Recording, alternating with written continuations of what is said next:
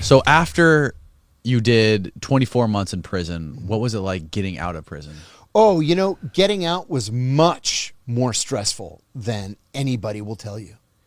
Home confinement, house arrest, is far worse than prison. I'd rather have just stayed in prison, because with home confinement, you literally cannot leave the four walls of your house. If you step outside on the front stoop or on the back porch, you're violated, you go back to prison again.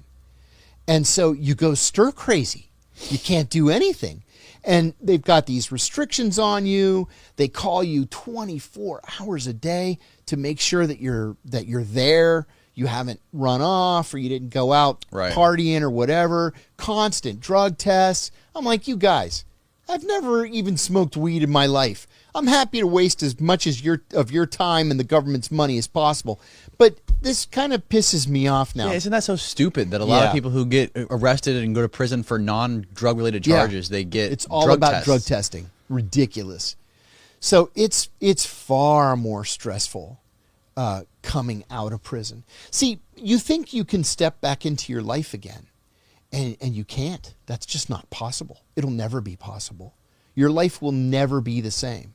I'm never going to work for the government again. And, after I left the CIA, I was the chief investigator on the Senate Foreign Relations Committee, the highest profile, most prestigious committee on all of Capitol Hill. I'm never going to do work like that again. Never. So they stripped you of your retirement? My pension. Yeah, they took my pension. I'm going to have to work till the day I die. Unless I get a presidential pardon, which is unlikely. Now, are you still being shackled down hard by these restrictions? No. In fact, I was supposed to have 3 years of restrictions after I got home, and they lifted them after 2. Oh, okay. Yeah. Well, that's nice. They definitely don't make it easy when you get out to get back on your feet and get a job. Oh, no. In fact, I had an offer to be a senior fellow at a think tank in Washington, the Institute for Policy Studies. It's the oldest progressive think tank in Washington. And they wanted me to do prison reform and sentencing reform issues. And the Bureau of Prisons denied me. They denied me permission to take the job. And I said, listen, you guys are up my ass about getting a job. I finally get a good job, and you tell me that I can't do it. They said, it would be inappropriate for you to comment on prison reform issues. And I said, you know what? Wow. I'm going to take the job. And if you violate me, I'll let you talk to the Washington Post about why you violated me. And I took the job, and they backed off. No shit. Uh-huh. I got into 2 incidents with them. One was on that job, and those people treated me like a king at the Institute for Policy Studies. The other thing was they make you take these classes, mandatory classes. If you don't take the class, you go back to prison. Okay, mandatory how to write a resume. I know how to write a resume. How to balance a checkbook. Thank you. I know how to balance a checkbook. Suicide prevention. I go, don't you think you should give that before you go to prison instead of when you get home?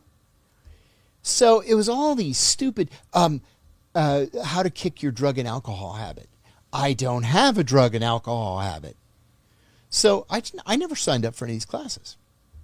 I get a call from them one day. They said, Kiriakou, get in here immediately. So they wouldn't let me drive. So I had to walk to the metro, which was, 20 minutes. Then I have to take the metro to Capitol Hill. Then I have to get on a bus, and then take the bus to Alabama Avenue, and then take another bus to the halfway house, and then walk 3 more blocks through the most dangerous block in the most dangerous neighborhood in Washington. It took me 2 hours to go 7.5 miles, right? As the crow flies. So I go there, and it's everybody. It's the head of the halfway house, the deputy director, the case manager, a representative from the Bureau of Prisons regional office in Baltimore, right? And they're all around this conference room table. And I go in, I sit down, and one of them says, Kiriakou, we are this close to violating you. You're going to go right back to prison. I go, why? What did I do? He goes, you haven't taken a single one of the mandatory classes. And I'm so proud of my response. I still chuckle when I think about it. I go, in all seriousness, did you ever see that episode of The Simpsons where Homer has to take a parenting class? And he goes to the parenting class, and he's a little bit late. So when he walks in, the instructor's saying, put a garbage can lid on the garbage can, people. I can't stress that enough. Is that what you're going to teach me in your class? To put a garbage can lid on the garbage can? Or how to write a resume? Or how to balance a checkbook? Because I don't need your classes. He goes, step outside. So I step outside. I'm out there for like 45 minutes. I go back in. He goes, all right, you don't have to take any of the classes. And I said, thank you. And another thing, I want to drive. It took me 2 hours to get here today, 7.5 miles. I said, you guys are on my back all the time about getting a job, and then you make me come here 3 times a week. And it kills 2 hours getting here and 2 hours getting home, and then you can't understand why I don't have a job. So I want my driver's license back, and I want permission to drive. Okay, you can have permission to drive. I said, thank you. And I left. Like, you morons. You know, it's one size fits all for these dopes. It's so dumb. We have the dumbest freaking criminal justice system. I think we have the most people in prison per capita than any other country. By far. We have 4% of the world's population and 25% of the world's prison population. Yeah. It's ridiculous. Ridiculous. Now, are you doing a podcast now, or are you doing you're doing some sort of daily show? Yeah, I've got a daily radio show. A radio show. Okay. Terrestrial show in Washington. It's every day from 12 to 2. Okay. And I've got 3 syndicated columns now, one for Consortium News, one for Covert Action Magazine, and one for the Sheer Post at the University of Southern California. And then I started something that I'm really pleased with. It's a new social media platform called Panquake. And Panquake is unlike any other social media platform you've ever heard of.